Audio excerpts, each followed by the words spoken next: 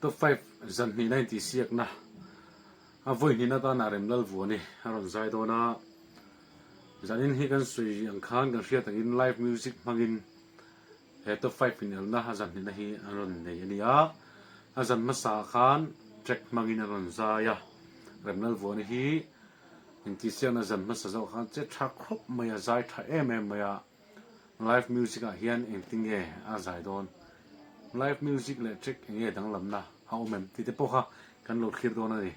o fai tliang ral mai kha ni a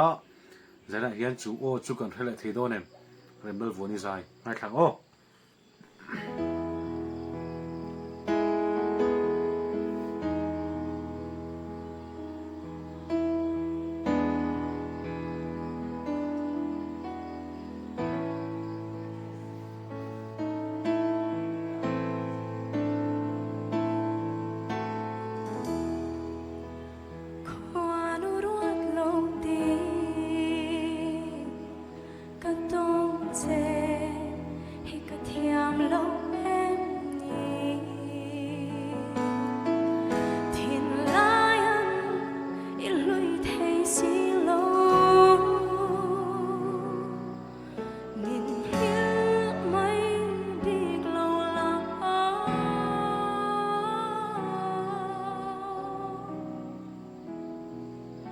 Dần tiếng thở khá vui hoa mà tên dù lúc còn chui kia lệ chi thì hiện cả tôn á in tôn ni hết lòng mai sẽ cần lắm ai chuan khoa nu hiện ra ngài sẽ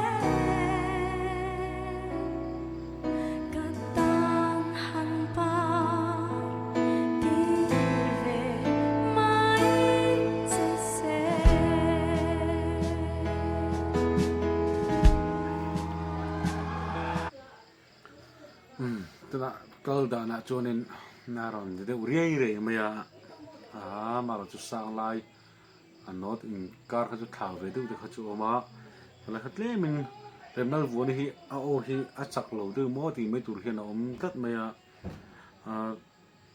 sang lai khan aron lang de utlat au fit lo khamo maro chu che chia chu ni chu mi lo ngai tha zel te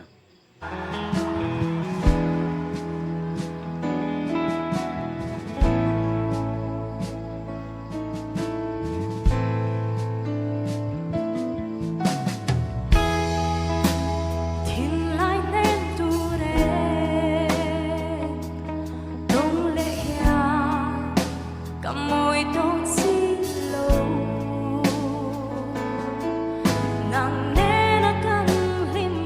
lại thế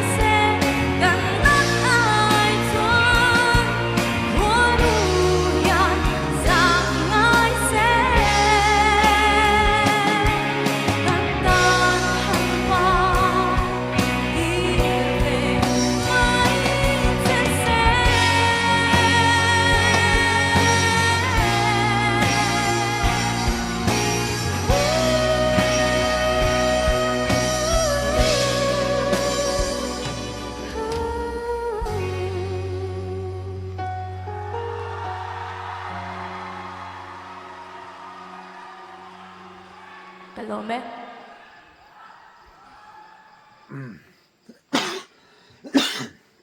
remel bo ni kha azai sang bok ani a o chak lo du na ka chaw du na ka ti kha ka lo me ti ro si han alang du na ka khi du na ka